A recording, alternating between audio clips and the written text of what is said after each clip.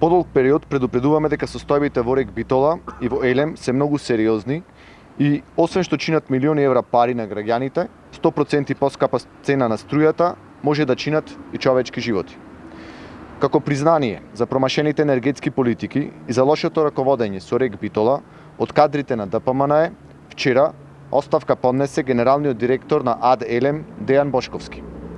Ново именуваниот директор Христијан Мицковски, како досегашен владин принуден управник на РЕК Битола, е должен да даде одговор на следните прашања.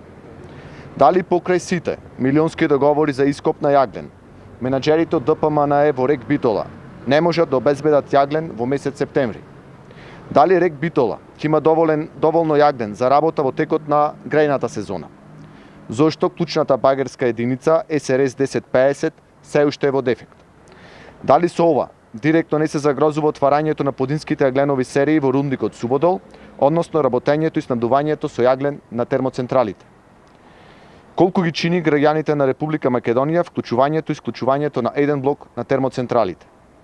На граѓаните на Република Македонија им е потребен стабилен енергетски систем кој што ќе гарантира стабилно производство на електрична енергија и домашна поевтина струја.